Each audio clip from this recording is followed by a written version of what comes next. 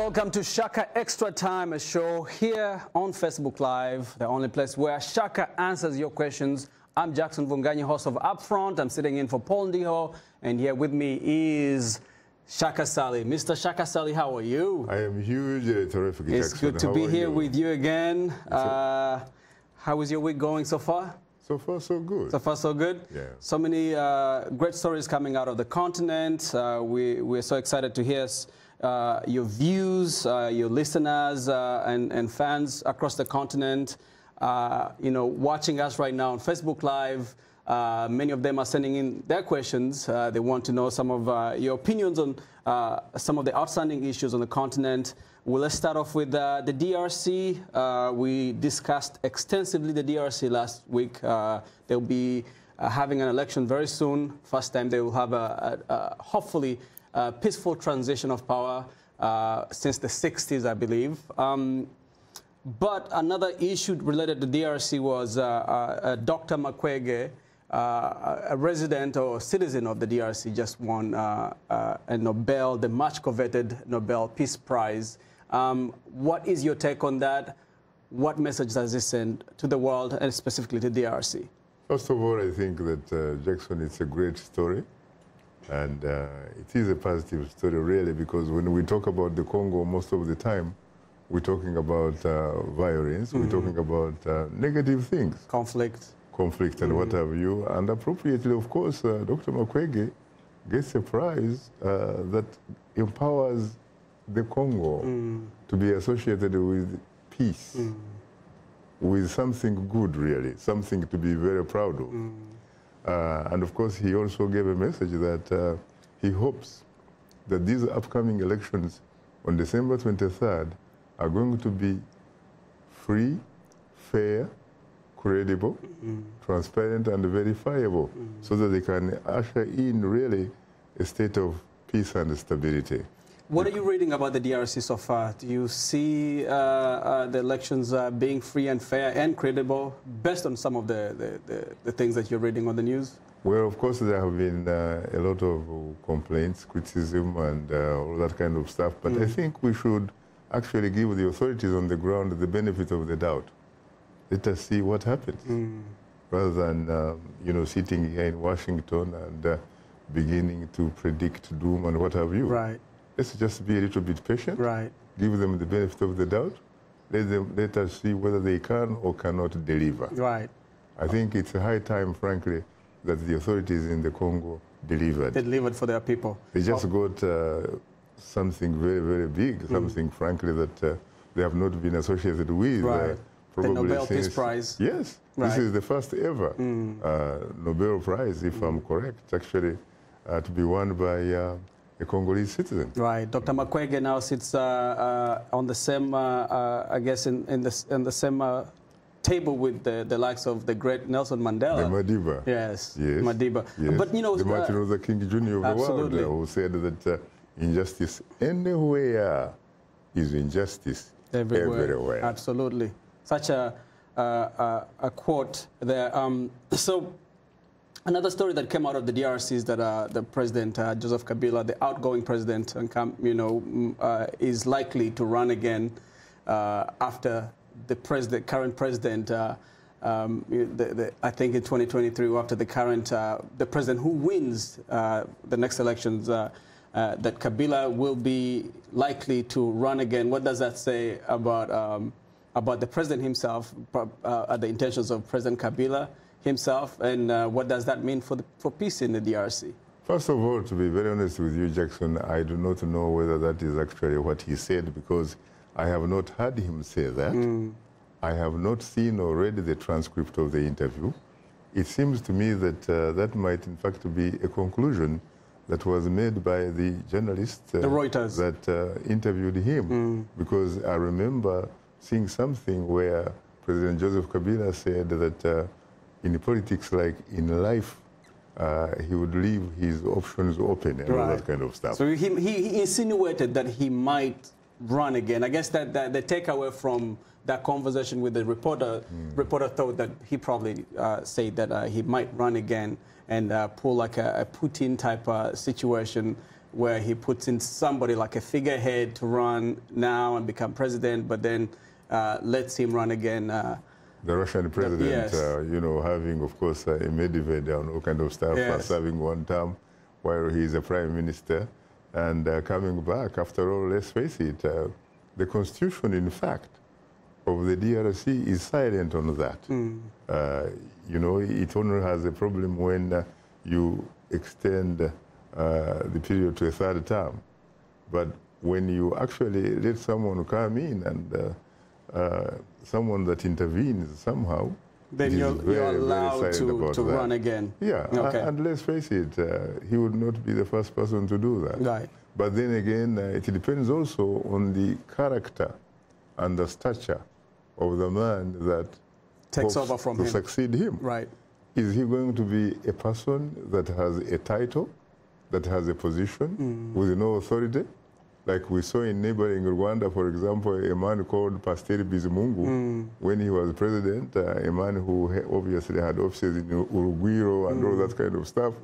But in fact, the guy who was vice president and defense minister, right. Paul Kagame, happened to call shots. I remember some of the policymakers, Western policymakers, saying that if you really want something to happen in Kigali, you have to go and see the vice president, defense minister. And you're hoping that that's not the situation that will happen in the DRC, that the president, the person who takes over from Kabila, will actually be a person who actually has the power, the actual power, the real power. Well, we hope that the person who takes over, first of all, has a result that reflects the will of the people, and therefore has a mandate to serve the people. The will of the people of the DRC. If you're just joining us, this is Shaka Extra Time. I'm Jackson Bunganyi, and on the show with me is Shaka himself answering your questions. Shaka, we have a lot of questions that came in today.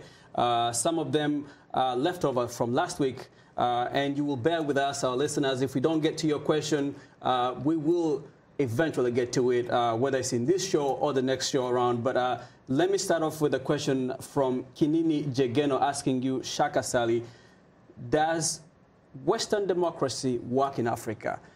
Essentially, do we have a different version of democracy for Africans? Is democracy a universal concept? Well, first of all, obviously, when you look at his question, it implies that there are different types of democracies. But as you rightly said, are there really different types of democracies? No. I honestly think that democracy is democracy. You have to look at the universal tenets that make up what democracy is or is not. For example, the issue of accountability. Does it necessarily really have to be limited to Europeans or Westerners? Right. Does it necessarily have to be limited to some kind of geographical locations? Talking about justice, socio-economic political justice. Is it something human? Is it something universal? Or is it something that is geographically or racially limited to some parts of this planet Earth? Right. Basically, is justice in the West different from justice in Africa? Precisely. Right. And what about the issue of fairness? Fairness. I mean, these are all these tenets that I have mentioned, Jackson. That are universal. That are essentially universal. And also, in fact, that were actually practiced in some communities across Africa before the issue of colonialism. Right. Up to now, there are neighborhoods in some African countries, traditional African societies and what have you, where people respect the issue of accountability, the issue of fairness, the issue of integrity, the issue of justice. That in fact, when a man or woman reflects some of these tenets, it is more than money in the bank. Even before Western democracy came into Africa, we practiced some form of democracy that very much mirrors what we see, what we call Western democracy. As a matter of fact, across Africa, when you go to ordinary people, these are things, in fact, they practice, to be honest with you. The issue comes to the situation of people who actually hold and control what is called the state, the government.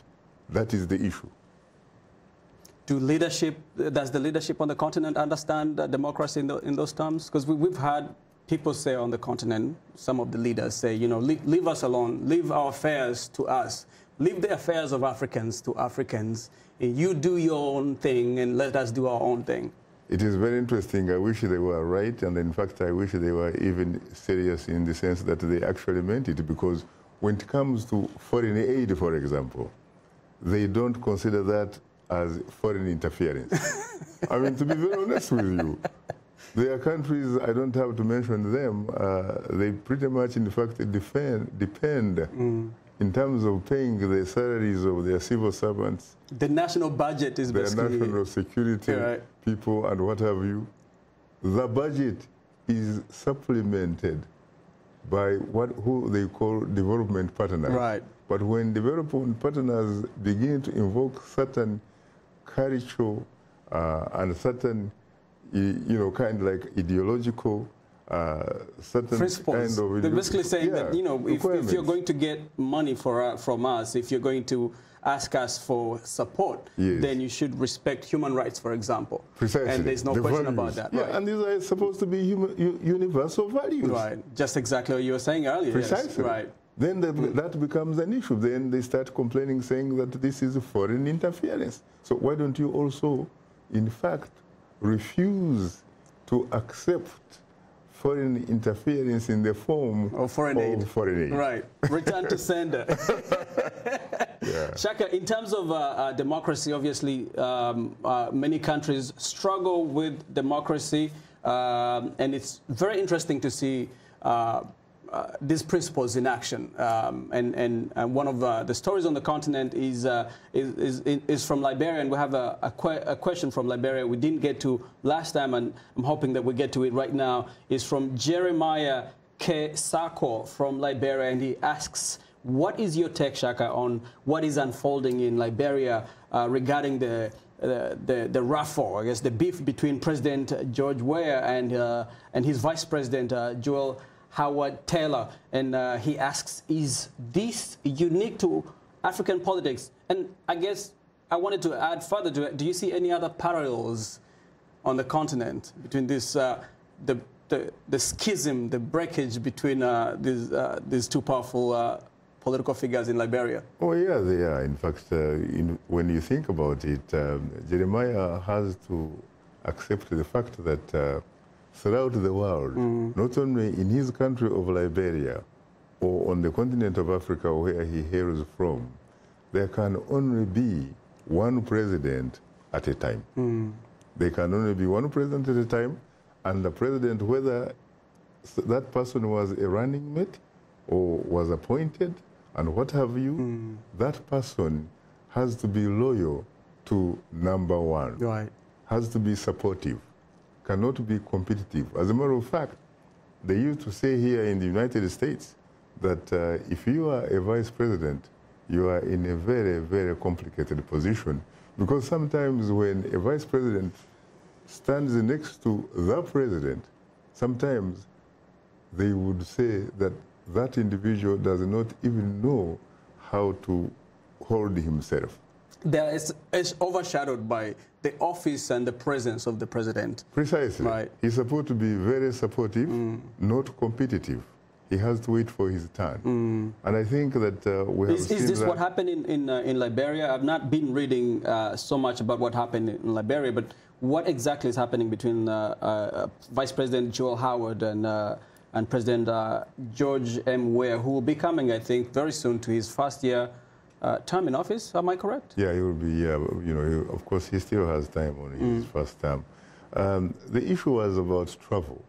The Vice President, Joel Howard Taylor, who, by the way, happens to be a former First Lady of Liberia, because she used to be a wife of, guess who?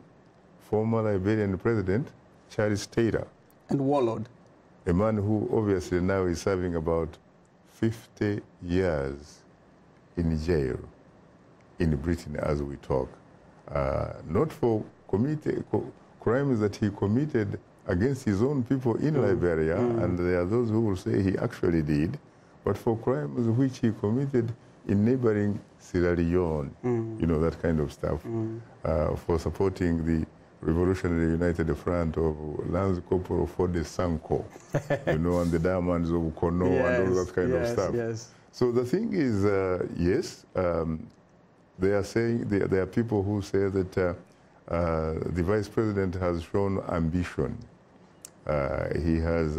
She has shown that she may actually be, after all, before the term ends, she might actually be interested in replacing her boss. And she has probably demonstrated that by some who would say that she has actually embarked on foreign trips, sometimes without even informing her boss, President George Weah. But recently, she basically pulled back and publicly basically apologized to the president. So there's peace. They've made peace. There is peace. Right. And these are things that are not, again, unique to Liberia. It has happened before in the Republic of Malawi. Right. And as we talk right now, it is in fact happening there between President, the Professor Arthur Peter Mutharika, and his Vice President, Saulos Chilima. But for them, they have actually sort of sorted out things as gentlemen because they have parted ways in terms of political parties. They have agreed to disagree. Yes, and they are going to compete in the upcoming elections next year. And let the electorate decide. Yes, and what is interesting is that there is a bit of irony here because earlier you had a Malawian president whose name was Bingu Mutharika, who happened to be, in fact, the elder brother to the incumbent president, Professor Arthur Peter Mutharika. Bingu Mutharika had problems with his then vice president, who happened to be Joyce Banda. And who became president. Who eventually became president. And was, I guess, ousted. Or replaced. Replaced by... the younger brother. By the younger brother. Of Bingu Mutharika. Very interesting. So and what is back happening? In the 60s, also mid-60s, you had another situation where you had two individuals with very big egos. One was founding president of Kenya, Jomo Kenyatta. And you had his founding vice president, Jaramogi Oginga, yes, father of Raila Odinga. Yes. They were ideologically different to such an extent that Jomo Kenyatta was pretty much a capitalist, while Odinga was an avowed socialist, yes. African socialism, he said. And in fact, he wrote a book which was symbolic of the fact that Kenya was not yet independent. Yes. The book, in fact, is called Not Yet Uhuru. And for those who have never actually accessed it, I would very strongly recommend that they actually look for it and read it. Very interesting, very interesting parallels, you know, in history. And so basically what is happening in Liberia is not any different from what has happened in many parts of the continent. Oh, yeah. The fallout between the president and their vice president. So it just happens to be that whichever country you can talk about, or you talk about really, you have to accept the principle that there can only be one president at a time. In case you're just joining us, this is Shaka Extra Time. My name is Jackson Vunganyi. This is Shaka Ssali himself taking your questions. We have a question that just came in from the DRC. I guess we've been answering a lot of questions from the DRC because of the importance of the upcoming elections. And the question is from Ayan Awan and asks, is it an indication that the DRC election will not be free and fair since Kabila is planning a comeback? And does that mean that he's planning life presidency? Now, we really don't know. We don't have the evidence. You have to have the evidence. Right. Or you have to have the facts of both before you make those types of conclusions again. Question from Rael Juanita asks, Shaka, do Western powers interfere in elections, with elections in Africa? Well, again, it has to be the issue of facts. You have to have facts, or you have to have evidence.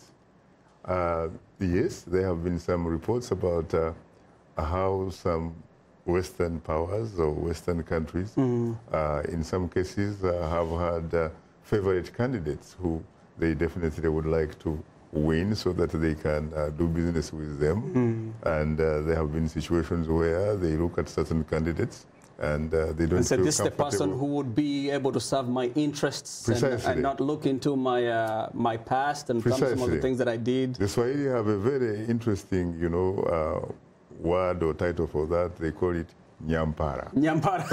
Nyampara. Does that mean like a sycophant? Or? You could say sycophant, but literally I think it means something like a foreman. Okay. Something like... somebody who has your best interests, who looks like out for you. Supervisor, yes. Someone who takes care of your interests and does not contradict you because you are the boss. Yes. Let's go to Uganda. Arua Mwebesa Splendor asks Shaka, do you think there is need for any political dialogue in Uganda between the incumbent President Yoweri Museveni and the opposition? I think that if there were such a thing, it would be a positive step in the right direction. Because let's face it, there is precedence for that on the African continent. In the 1990s, especially Francophone Africa, because of the policies at the time from Paris, was President Mitterrand. He put conditions on aid. He said, in order for you to continue receiving aid from France, you are going to have to be democratic, or at least you are going to have to show a semblance of democracy. And that was the beginning, for example, of countries like Benin, which had a dictator, Kareku. Kareku was a senior military officer, and he was a guy who came to power through a military coup and all that kind of stuff. And eventually, he actually accepted the issue of a national sovereign conference, where all stakeholders came together and deliberated on the way forward for the Republic of Benin. And guess what? When he actually ran against a man called Soglo, who had been working for the United Nations and stuff like that, Soglo was able to beat Kareku. Soglo served one term, and in the second term, you can't believe it, Kareku ran against then incumbent President Soglo and actually beat him. Yes, very interesting. Very you almost had the same situation actually in Burundi, when you had a President Major Pierre Buyoya running against Melchior Ndadaye in 1993. And you remember it was very interesting because I asked Buyoya at one time in an interview, I said, what kind of African president really are you, if indeed, in fact, you can hold an election that you end up losing? And he said, he laughed and said, you know, Shaka, a different kind of we actually thought we had support because there were so many people attending our rallies and what have you. But when it came to counting the votes, you can't believe it. Democracy won.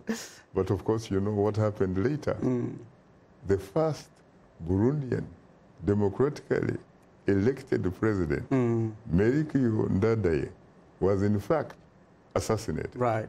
A few months later. Yeah. Yes. Shaka, let's move on. We're running out of time and wanted to put in as many questions as possible. We also want to come to what some of the issues you will address in this week's Straight Talk Africa. And we'll have you combine both. A question from Chinedum, Nobo Chinedum from Abuja. He asks, could you speak about politics in Nigeria, Shaka? Is it a do or die affair? And then obviously talk to us about some of the issues you will address today, tomorrow on Straight Talk Africa. Well, is that Chinedu, the guy that used to be our colleague, or what? No, this is a different one. This is Nobo Chinedum. I see, Chinedum. Yes. Yeah, I stand corrected. Well, first of all, I think there are people who actually say that when it comes to politics, it's not only limited to Nigeria. When it comes to African politics, it is a zero-sum game. Because at the end of the day, it's really a question of having unfettered access to resources, the control of resources, and being in a position where you decide who gets what. Who gets on the table. Who gets what, when, where, why, and when. But why can't people share, Shaka? That's what should be, because let's face it, in fact, when you think about it, the last time I checked, when you look at the African continent, sincerely, there is more than enough to go around for all of us. That's why I do not apologize for being an advocate for social, economic, political justice for all of us. Absolutely. For all of us. Shaka, let's talk about tomorrow on Straight Talk Africa. What are you addressing? Tomorrow we are going to go to the Great Lakes region, and we'll be talking about events developing in your country, the Republic of Rwanda, which was once a great interacoustic kingdom, by the way. We're going to be looking at the recent release of political prisoners and actually discuss and hopefully find out whether this could very well be a sign of political tolerance from Kigali, or whether, as some people are suggesting, it is simply somehow dealing with the kind of pressures that they couldn't stop because they could, some of these developing partners could probably turn off the taps. Who are some of the people you're having on the show? Well, up to now, I'm afraid I have not been in a position to confirm Diana Rwigara. She had said that she would be interested to participate, but so far it seems to me that we may end up, in fact, with her brother, Aristide Rwigara, from Los Angeles, from our studios in Westwood. And we have Madame Victoire Ingabire via telephone link-up from the one in the capital, Kigali. We have a gentleman called Claude Gatebuche, a young man who happens to be part of the Rwandan diaspora civil society. We have a gentleman, in fact, that foreign aid was courtesy of a gentleman known as Jackson Mvuganya, and that is Jeff. You're welcome. You're welcome, Shaka. You're so far. So we have also, of course, reached out to the Rwandan ambassador to the United States. We're talking about Matilda Mukantabana. Yes, Ambassador Mukantabana. So you're hoping to have... A lady, in fact, whose wedding I attended back in 1980 in Sacramento. Well, there's a personal connection there. Yeah, getting married to a Professor Chimenye, who, in fact, we were together at UCLA. Right, and with that, we look forward to tomorrow's Straight Talk Africa. My name is Jackson Vunganyan. This has been Shaka Extra Time. This is Shaka Ssali. Tune in tomorrow, Straight Talk Africa, and we'll catch you here next week. Have a nice week, Africa. Thank you.